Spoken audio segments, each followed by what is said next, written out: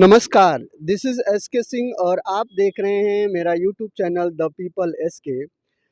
जिस देश की सारी सरकारें मोदी के गारंटी पे चलती हों, चाहे वो लोकसभा हो या राज्यसभा हो, सारे चुनाव मोदी के गारंटी पे जीते जाते हों, उसी मोदी के गारंटी के साथ मोदी के सरकार के अंदर ही एक राज्य आता है हरियाणा, जिसके वर्तमान चीफ मिनिस्टर हैं मनोहर लाल खट्टर जी।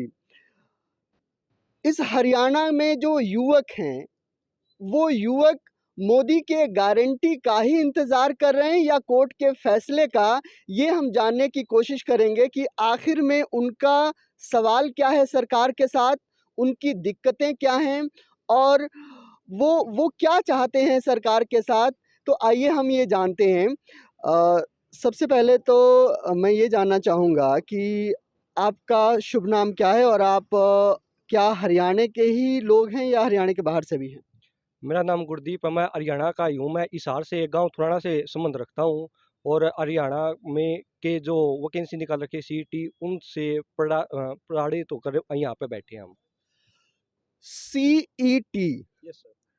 यानी common eligibility test. Yes sir. मैं आपको थोड़ा-सा बता दूँ कि जो हरियाणा के सी ग्रुप की जो नौकरी हैं, उसके एलिजिबिलिटी के लिए एक एक क्राइटेरिया तय किया गया, जिसमें सीईटी जो है कि निकाला गया, यानी कॉमन एलिजिबिलिटी टेस्ट।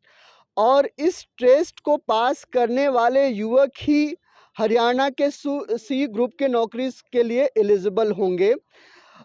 इसके बारे में डिटेल में मैं जानना चाहूँगा। सबसे पहले तो मैं ये जानना चाहूँगा कि यहाँ पे जो कितने सीईटी के जो युवक हैं, जो इन्होंने सीईटी का टेस्ट निकाल रखा हरियाणा में, ये जो मुद्दा है, सबसे पहले तो मैं ये जानना चाहूँगा कि मुद्दा क्या है? आप लोग कितने टाइम से धरने पर हैं और क्यों हैं?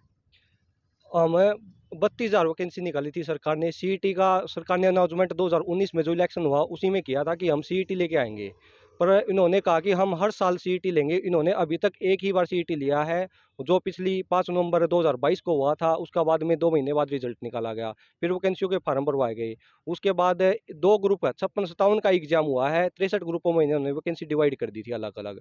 अभी तक 61 ग्रुप का ना ही कुछ आगे प्रोसेस बढ़ पाई है। कोर्ट में जाने के कारण ना कोई प्रोसेस आगे बढ़ पाई है और ना ही और कुछ, और ना ही सरकार अपनी मंशा दिखा रही है कि हम 61 का पेपर लेंगे या नहीं लेंगे। ज़्यादातर ग्रुप तो ऐसे हैं जिन्होंने में वो 2000 वैकेंसी है, 3000 बच्चे, उनका भी सरकार नहीं ले रही है। तो सरकार से हम क्या मंशा रख सकते हैं, क्या सोच विचार रख सकते हैं? सरकार कोर्ट में ये मंशा नहीं दिखा रही कि हमें क्या कर रहे हैं, क्या नहीं। एजी साहब जाते हैं कोर्ट में, आगे की तारीख दो, बोल देते हैं आगे की तारीख दे दो।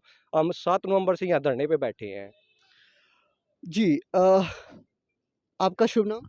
जी, मेरा नाम नमन रावत है।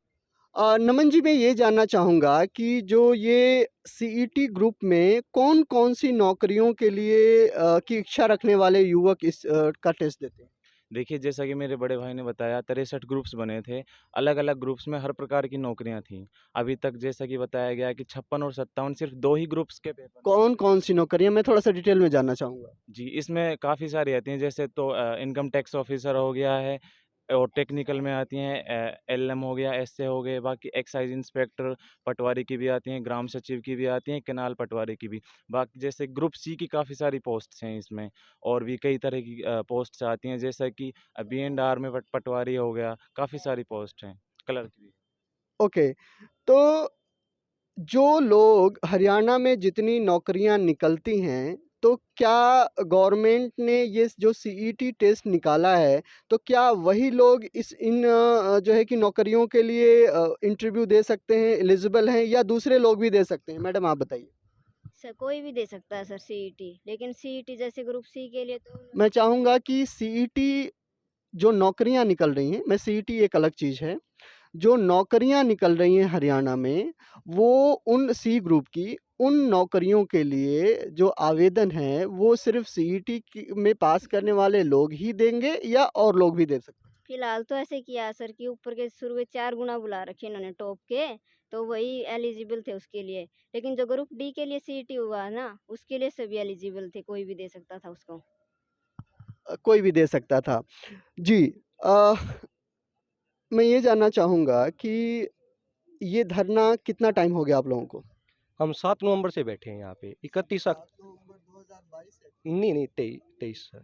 7 नवंबर 7 नवंबर 2023 से आप यहाँ पे धरने पे बैठे हैं, ठीक है।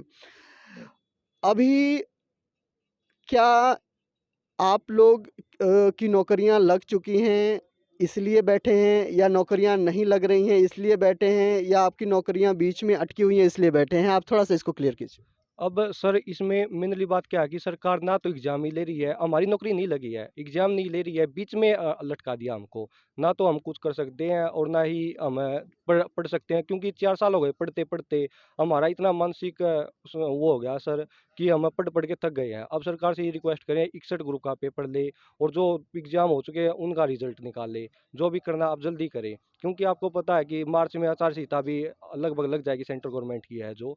उसके कारण जल्दी 2 या 3 महीने ही है, कोर्ट में पर भी अच्छी तरह करके भर्तियों को जल्द से जल्द पूर्ण किया जाए।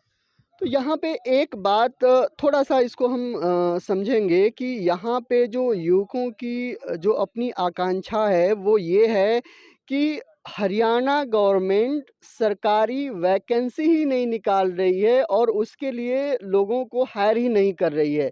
ये बात थोड़ा-सा समझने की हम कोशिश करेंगे। हम ये जानने की कोशिश करेंगे कि क्या हरियाणा में जो सरकार नौकरी नहीं निकाल रही है, वैकेंसी नहीं निकाल रही है, क्या हरियाणा के पास वैकेंसी है ही नहीं है या क्यों नहीं निकाल रही है? आप क्या सोचते हैं इसके बारे सर पहले भी लगभग हरियाणा में 2.5 लाख पद खाली हैं। सरकार ने ये 32,000 निकाल रखे, इनको भी 2 साल से 3 साल से ऐसे लटका रखी है। सरकार की भर्ती पूर्ण करने की कोई मनसा ही नहीं लग रही है सर। ऐसा लग रहा है कि ये मतलब भर्तियों को इलेक्शनों के टाइम तक लेके जाना चाहते हैं। जी बहुत बड़ा सवाल है ये कि किस तरीके से देश की युवाओं के भविष्य के साथ खेलती हुई ये सरकार, और इसको भविष्य के साथ खेलती हुई सरकार हम क्यों कह सकते हैं कि आप देखिए, जिन युवाओं के दम पर भारत विश्व गुरु बनने की आकांक्षा रख रहा है, जिन युवाओं के दम पर हम जो है कि चाइना और दूसरे देशों को पछाड़ने की हम जो है कि ख्वाहिश लेके घूम रहे हैं, आज उन युवकों के भविष्य के साथ खेलती हुई जो सरकारें हैं, मैं बता दूं कि ये सिर्फ मैं बीजेपी सरकार या जो है कि खट्टर सरकार की बात नहीं कर रहा। ज़्यादातर आप देखें तो जो अदर जो पार्टीज़ हैं उनकी भी सरकारें लगभग इसी तरीके से खेलती हैं। वो सारा खेल है क्या? जब चुनाव है तो चुनाव के साथ अलग-अलग गारंटी दे देना, चाहे वो किसी भी बात की गारंटी हो, चाहे वो लोकसभा चुनाव हो या फिर राज्यसभा चुनाव हो, और अगर जो राज्य सरकार के जो नेता हैं, चाहे वो मनोहर लाल खट्टर हों, चाहे दूसरे स्टेट के सरकारें हैं, अगर उनकी गारंटी दे के उनकी ज़ुबान अब खाली हो गई है, तो चुनाव जीतने के लिए इस पार्टी के एक बड़े या प्रधानमंत्री के बातों की गारंटी दे देना और उस गारंटी को पूरा करने की कोशिश, ये कैसी है? आप देखेंगे कि जब चुनाव आता है तो अलग-अलग जो है कि उसके अलग-अलग तरह की गारंटी दी जाती है, अलग-अलग तरह के लुभावने दिए जाते हैं। फिर उसी लुभावनों पे चुनाव जीता जाता है और चुनाव जीतने के बाद 5 सालों तक उनको पोस्टपोन्ड किया जाता है। ये बात बहुत समझने की है। आप ये समझिए कि अगर 2.5 लाख जो है कि वैकेंसीज़ खाली है हरियाणा में, उनको क्यों नहीं भरा जा रहा है? और उन वैकेंसीज़ के लिए जो युवक अपने आप को तैयार कर रहे हैं, 5 सालों तक उनकी मानसिक स्थिति, ये इसको ज़रा बड़े परिप्रेक्ष्य में सोचिए कि ये आप युवक जो देख रहे हैं, इनमें जो ज़्यादातर जो जिनकी एज है वो होगी 25-26 के साल। क्या मैं सही सोच रहा हूँ? हाँ, आप सही सोच रहे हो सर, 25-26 के ही हैं, पर ज़्यादातर ऐसे भी हैं सर जो फायर ऑपरेटर के हैं, उनको वो ऐसे बच्चे हैं 42 के साल के हो चुके हैं सर ज़्यादातर उन्होंने। ठीक है। अब 25-26 साल की एज में एक एक बहुत कॉमन सा एक मानसिकता होती है कि मुझे गवर्नमेंट जॉब मिल जाएगी तो मैं शादी करूँगा, अपने लाइफ को आगे लेके जाऊँगा। और ये मानसिकता चाहे लड़के हों या लड़कियाँ हों, ये दोनों की होती है। 2019 से ये हम वो एक इस बात को लेके आगे बढ़े, लेकिन 5 साल का कुछ का जो गैप है, आप उस चीज़ को समझिए कि अगर 5 साल एक युवक या युवती ये सोचे कि जॉब मिल जाएगी, सेटल हो जाऊँगी फाइनेंशियली, तब मैं शादी करूँगी। उसके बाद वो 5 साल तक अपने इस पूरे करियर को, अपने पर्सनल करियर को पोस्टपोन कर रही हो, और जब 25 हो तो वो तो जो 30 है वो 35 में चले जाएँगे, जो 25 है वो 30 में चले जाएँगे। तो ये क्या है? ये कहीं न कहीं उस पूरे जो हमारे देश का जो एसेट्स है, उस एसेट्स को वेस्ट करने, उसको एक मानसिक प्रताड़ना देने की ही पूरी कोशिश है। मैं कुछ ज़्यादा बोल रहा हूँ, लेकिन इसका मतलब कि मैं थोड़ा-सा आप लोगों को क्लियर कर देना चाहता हूँ कि आप लोगों की सरकारें आपके साथ कैसे, किस तरीके से खेलती हैं। आप लोग क्या चाहते हैं सरकार से कि सरकार किस तरीके का रवैया रखे? सर, अगर आप कह रहे 2019 के हम इनका देखें ना, तो सर ये 2019 से नहीं सर, जैसे पटवारी की भर्ती है सर 2007 से चली हुई है सर। और जो ग्राम सचिव की है 2012 में इन्होंने फॉर्म भरवाए थे सर, अभी तक देख लो कितने साल हो गए, कितनी सरकार बदल चुकी है सर, किसी ने नहीं किया। हम सरकार से कह रहे हैं कि आप हमारी कोर्ट में अच्छी तरह पैरवी करें। 19 दिसंबर को कोर्ट में सुनवाई है, अच्छी तरह पैरवी करके कोर्ट में जो भी कोर्ट है फैसला देता है उसको जल्दी से लागू करके बचे हुए ग्रुप का एग्जाम ले, और जल्दी से जल्दी इनको ज्वाइनिंग देने का काम करें। और दोबारा जो आपने वादा किया था कि हम हर साल सीईटी लेंगे, दूसरा सीईटी भी आप जल्दी लें। और एक मेनली बात आती है, इन्होंने डी ग्रुप का सीईटी ले रखा है, डी ग्रुप में 13,000 वैकेंसी निकाल रखी है। अब जो सी ग्रुप के 32,000 बच्चे हैं वो डी ग्रुप में उनकी मजबूरी हो जाएगी, अगर डी ग्रुप का पहले रिजल्ट निकाल दिया, उनको ज्वाइनिंग दे दी, तो ये वो डी ग्रुप में लगने की उनकी मजबूरी हो जाएगी। हम कह रहे हैं कि आप पहले सी ग्रुप की भर्ती पूरी करो, सी ग्रुप की करने के बाद आप डी ग्रुप का रिजल्ट निकालो, और उसके बाद आप सीईटी दोबारा लो। हमारी यही मंशा है सर। तो आपको क्या लगता है कि जो सरकार है वो सिर्फ़ चुनाव का इंतज़ार कर रही है या कुछ और कारण है? नहीं, हमें तो सर ऐसा ही लगता है कि सरकार लेके ही हमें इलेक्शनों तक जाना चाहती है, कि इलेक्शनों में इनको एक मुद्दा बनाया जाए।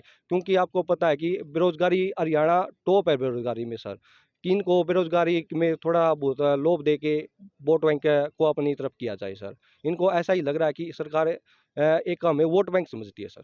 तो अगर मान लीजिए कि चुनाव आने वाले हैं, 2024 के भी चुनाव जो है कि आएँगे, और उसी के आस-पास जो है कि हरियाणा गवर्नमेंट के भी चुनाव आएँगे, और उस समय आप जो भी टेस्ट हुए हैं या जो लोग भी इसके लिए एलिजिबल हैं, उनको जो है कि मोदी जी के हाथ जो है कि वो आवेदन पत्र जो है कि वो दिया जाए। तो आप लोग क्या इस सरकार को, इन नेताओं को आप वोट देंगे?